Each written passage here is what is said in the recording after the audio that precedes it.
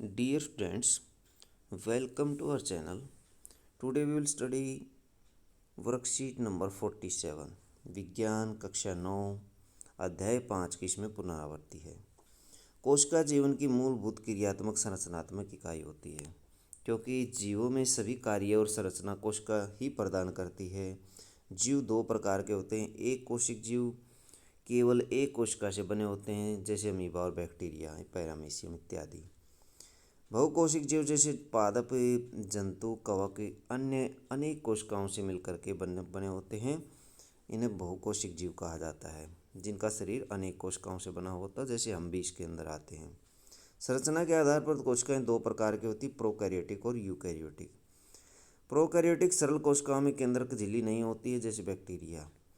इन जटिल कोशिकाओं में केंद्रक और कोशिकांग झिल्ली युक्त होते हैं, तो ये यूकैरियोटिक होती है।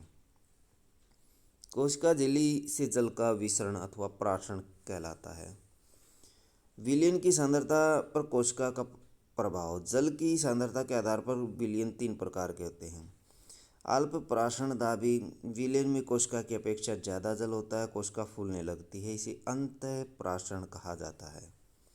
समप्राशनदाबी कोशिका और विलयन में जल की सांद्रता समान रहती है, कोशिका आकार में कोई परिवर्तन नहीं करती है।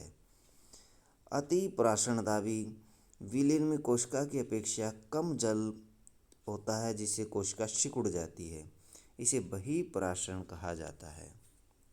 प्रत्येक कोशिका में प्लाज्मा झिल्ली, केंद्रक, कोशिका द्रव्य इत्यादि होते हैं। केंद्रक इसे कोशिका का ब्रेन अथवा मस्तिष्क भी कहा जाता है। यह कोशिका के कार्यों को नियंत्रित अथवा निर्देशित करता है। क्रोमेटिन पदार्थ में डीएनए के क्रियात्मक खंड को जीन कहा जाता है। क्रोमेटिन में डीएनए पाए जाते हैं।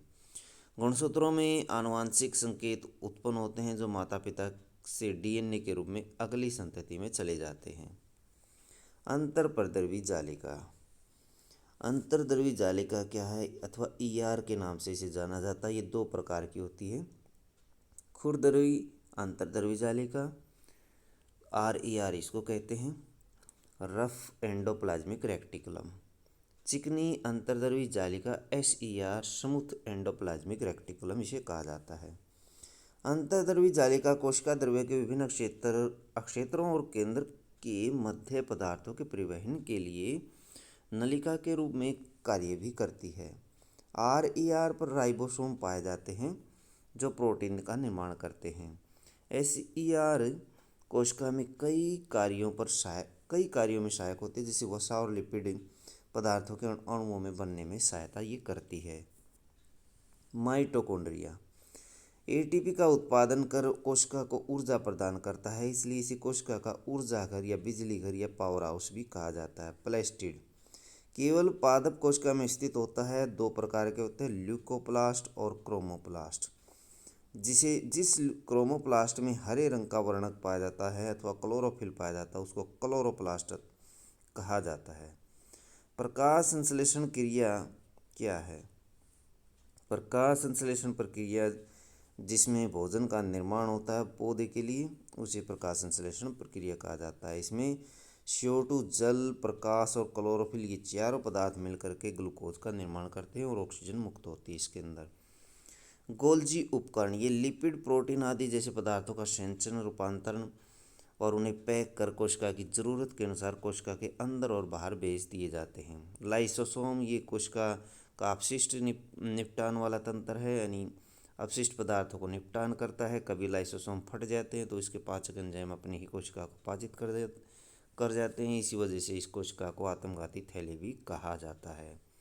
रसधानी पादप कोशिका में रसधानियाँ द्रव्य संग्रहित करके कोशिका को कठोरता और स्फीति बना देती हैं, मजबूती देती हैं। इनमें एमिनो अम्ल, प्रोटीन, शर्करा आदि का संचयन भी होता है। किशमिश और लाल रक्त कोशिकाओं को अल्प प्राशनदाबी विलयन में रखने पर क्या बदलाव होंगे और क्यों होंगे? तो स्वयं को जांचिए। प्रश्न नंबर 1 है, किशमिश और लाल रक्त कोशिकाओं को यदि अल्प प्राशनदाबी विलयन में रख दिया जाए तो ये फूलने लगेंगी। किसके कारण? अंतःप्राशन के कारण। कारण लिखेंगे अंतःपराशरण। प्रोकैरियोटिक यूकैरियोटिक कोशिका में अंतर स्पष्ट करें, ऊपर दिया गया है, ये अंतर है दोनों में, यहाँ से लिखेंगे। एक में केंद्रक होता है, दूसरे में केंद्रक नहीं होता। डीएनए आरएनए का पूरा नाम लिखिए, डीएनए, डीएनए तो डीऑक्सी राइबोन्यूक्लिक अम्ल, डीऑक्सी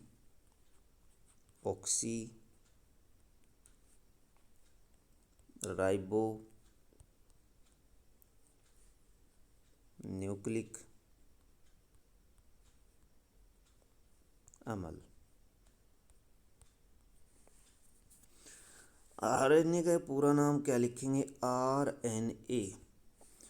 डीऑक्सी को काट देंगे, राइबोन्यूक्लिक अम्ल इसका पूरा नाम हो जाएगा, यानी राइबोन्यूक्लिक अम्ल, तो राइबो शर्करा।